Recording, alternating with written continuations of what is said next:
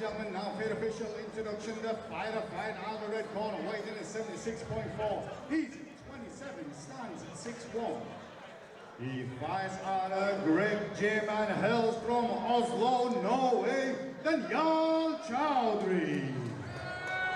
And his opponent fighting out of the blue corner, weighing in at 77.1. He's 27, stands 5'8". He fights out of Sheffield Shoot Fighters and hails from Frankfurt, Germany, Kevin Barth. Your referee, Mr. Simon Stadnitsky. Well, ladies and gentlemen, cage door set to close on this amateur welterweight contest. Daniel Chadery, fighting out of the Grip Gym. He's in the Ard shorts, black, white trimmed with black, as he takes on Sheffield Shoot Fighters Kevin Barth in the gray and red shorts. Chadery making his welterweight amateur MMA debut. Kevin Barth, 2-2 record. The Shoot Fighter, a little more experience in the MMA cage. I feel it's worth noting as well that Kevin Barth has gone 2-2 since he's moved to Sheffield Shoot Fighters. He kicked off his MMA career in Germany, moved to Sheffield, joined Shoot Fighters, and has gone 2-0, picking up decision victories over Jake Giplin and Gavin Lofts. Just landed a big head kick there that Chadery absolutely ate. Chadery fighting out of Grip Gym Oslo. Seen a few of their guys fight so far tonight. We've seen they're very technical in all areas of MMA. Staying patient now, but eating some of these nasty leg kicks here from Kevin Barth. Yeah, Barth throwing heavy. And again, two different builds here. Got the rangy, lengthier Daniel Chadery, but it's chaos in the clinch. Barth has been able to land at range and get inside, and you'd think that Chadery probably needs to just work behind some more straight shots, keep Kevin away from him. I think Kevin's showing his experience here. I think he's got a little bit more of a structured game plan going into this fight. He's clearly investing in the leg kicks and not biting on any of Chadery's feints. I mean, Chadery, some fast hands, but he does keep them low. Barth looking to take down here. Oh, big takedown. Lovely body lock takedown there. In the side control. So now it's just a matter of taking a bit of time, working. Yeah, no point in hanging on to that headlock. All you're going to do is end up giving up your back if he turns you.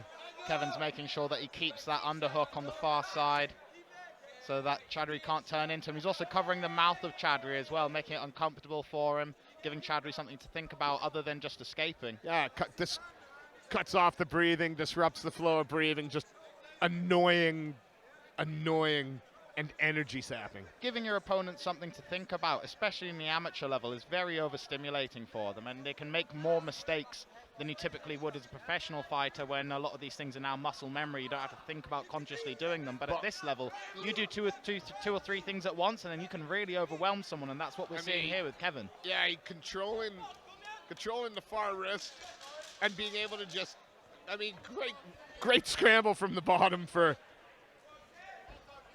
Chadery to get back a half guard, but he was looking for that key lock in 15 or 20 more seconds. I think we're going to see Kevin shoot for that takedown perhaps a little bit earlier in the second round. Yeah, it was a solid first round. It wasn't that and it's not like he was being outclassed on his feet. He landed the heavier, cleaner shots as well. Absolutely. But as I say, it looked like he has a little bit more direction about what he wants to get going. I wouldn't be surprised at all if his corner has told him to invest in the leg kicks when standing, and then once you've got him properly considering, the striking and the kicks and everything, then take him down, because that's when it's going to be a bit more of a surprise. So he's setting up his takedowns with his strikes, which is nice to see.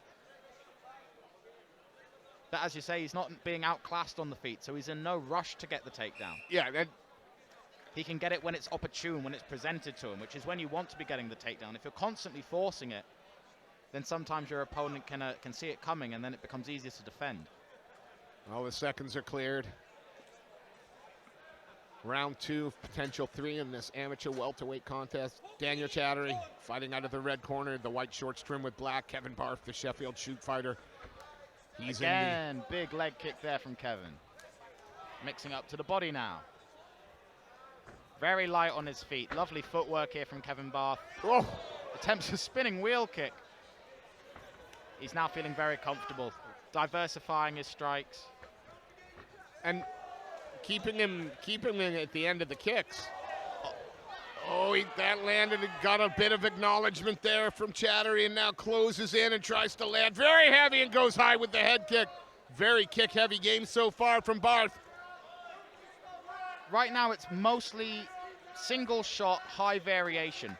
So he's throwing a wide variety of techniques, but it's just one at a time. I think he would do well to set up some of these wilder shots, like the spinning wheel kick, maybe with some punches going forward, but seems quite satisfied here to settle for control up against the fence. Well, again, this is one of those rounds where so far we've had just 1 minute of nothing but Kevin Barth coming forward, landing heavy shots, and making Daniel Chadery react. And see how he's framing on the face there of Chadery. That's going to really control how strong of a structure Chadery can make to escape the position. Oh, it looked like he was wobbled there for a brief second. That knee to the midsec, man, that hurt just looking. Spinning kick followed by the back fist. Throwing everything, including the kitchen sink at Chadery here is Kevin Barth. I think Kevin Barth's enjoying himself. Oh, yeah. Well, he's not feeling shy about trying out some fancy kicks. And he's posting off again, trying to post off. It seems like Kevin's going for this interesting hammer fist off the frame, which is really nice. Going back to those leg kicks, and then again, inside, outside to the head. And I gotta tell you right now. Now he's throwing in combination, which is exactly what we wanted. He's kept the high variance, but it's now coming in combination. And then throws mixes up a lovely hip toss in there. I got it. And there's the arm. Is he gonna Kimura? This is where we were at the end of the first. There's the tap. And there it was. Kevin Barth. All one-way traffic for as long as it lasted.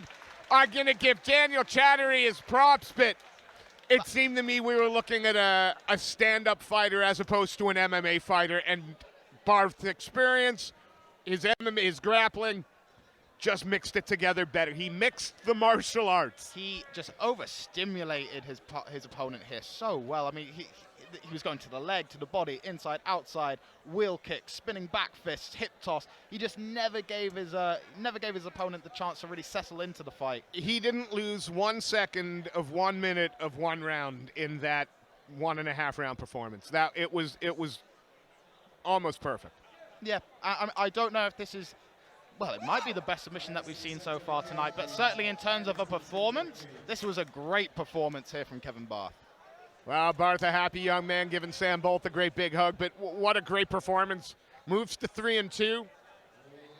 Let's make it official. Mr. Simon Stadnitsky calls a stop to the fight, declaring your winner by Kimura